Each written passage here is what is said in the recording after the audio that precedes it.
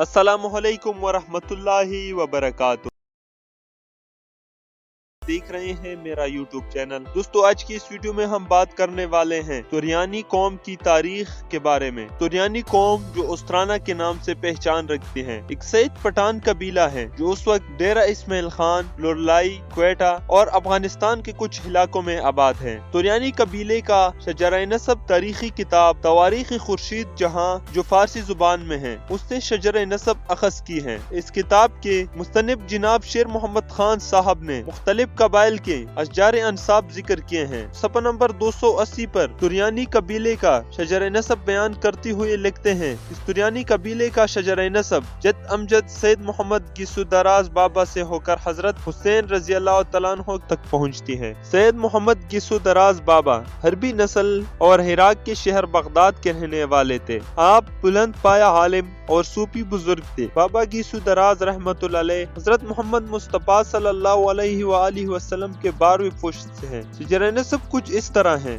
सैयद मोहम्मद गिसुदराज बाबा बिन गफार सैयद जाफर उल मारूफ या सैयदक कायम बिन सैयद रिजाल बिन सैयद कायम बिन सैयद रिजाल मोहम्मद बाकिर बिन हलीज़ैन उल आबिदीन बिन सैयद उल शुहदा हजरत इमाम हुसैन बिन हजरत फातिमा रजी अल्लाह अन्हा। बाबा गिसुदराज ने बगदाद शहर से कोह सुलेमान की तरफ सफर एक ऊंटनी पर शुरू किया और जब कोह सुलेमान की वादी बरमल पहुँचे तो यहाँ इस हरस से क़याम किया कि ये जगह इबादत और रियाजत के लिए मौजूद रहेगी। यहीं पर क़याम फरमाया और अल्लाह ताला की इबादत में मशगूल रहे। इन दिनों में इस वादी के आसपास पठान कबीले आबाद थे। कुछ अरसा के बाद इन पश्तून कबीलों में एक खतरनाक वबा फैल गई जो 1000 कोशिशों के बावजूद खत्म होने का नाम ही नहीं ले रही थी। इस दौरान इन कबाइल के सरदारों को हजरत बाबा रहमतुल्लाह का इल्म हुआ। 3 सरदार शिरानी, करलानी और काकड़ आपकी खिदमत में हाजिर हुए और मसला अर्ज किया कि ऐसे वबा ने पूरे इलाके को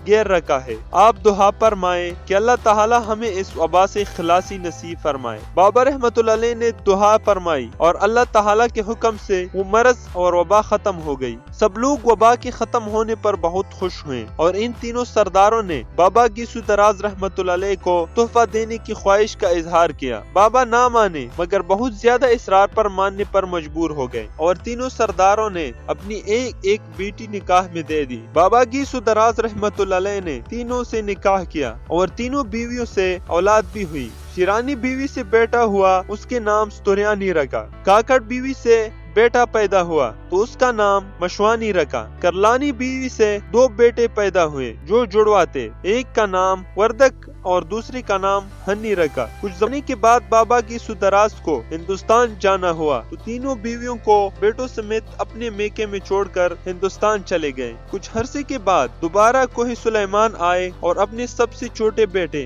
हनी जो लाडला बेटा था साथ हिंदुस्तान ले गए, जिसकी औलाद आज भी हिंदुस्तान में मौजूद है। बाकी तीनों बेटे वही कोह सुलेमान में अपने मामू के घर रहने लगे और यही बड़े हुए। शादियां भी यही अपने मामू के घर पश्तून औरतों से की। मशवानी और वर्दक अफगानिस्तान और बलूचिस्तान की तरफ चले गए, जो एक अलग बहस और एक अलग तारीख है कि वो अब किस तरह अफगानिस्तान और बलूचिस्तान गए। यहाँ सिर्फ तुरयानी कबीले की तारीख का तज़किरा है। तुरयानी की औलाद बढ़ते बढ़ते एक खानदान की शक्ल इख्तियार कर गया, जिसके बारे में अफगानी पश्तून मुअर्रिख डॉक्टर लतीफियात साहब अपनी किताब पुख्ताना कबीले व पेशने जो पश्तो जुबान में है, जिसमें तफसील तबसरा करते हैं। डॉक्टर साहब ने अपनी किताब में 141 पश्तून कबीलों का जिक्र किया है, जिसमें तुरयानी कबीले का जिक्र 89 नंबर पर है। सफ़ा नंबर 194 पर लिखते हैं कि तुरयानी कबीला जो उस्तराना के नाम से भी मशहूर है, शुरू में खाना बदोश कोचियान थे। सर्दियों में बलोच और बाबर कबीलों के इलाके डेरा इस्माइल खान की तरफ हिजरत करते और गर्मियों में दोबारा मुसाखेल काकड़ कबीले की जमीनों की तरफ वापस आ जाते। हर सही दराज तक यही सिलसिला चलता रहा। गर्मियों और सर्दियों में इलाके तब्दील करते रहे। इसके साथ आहिस्ता आहिस्ता बढ़ती हुई तुरयानी खानदान अब खानदान से बढ़कर कबीले में बदल चुका था। इसी दौरान तुरयानी कबीले का मुसाखेल काकड़ कबीले के साथ कौमी मसले पर लड़ाई हुई, जो बढ़ते बढ़ते खूनरेज जंग की सूरत इख्तियार कर गई। इस लड़ाई में मुसाखेल काकड़ कबीले के बहुत से लोग मारे गए। जिरगा बुला लिया गया, जिसमें ये फैसला हुआ कि तुरयानी कबीले के लोग काकड़ कबीले की जमीनों की तरफ वापस कभी नहीं आए।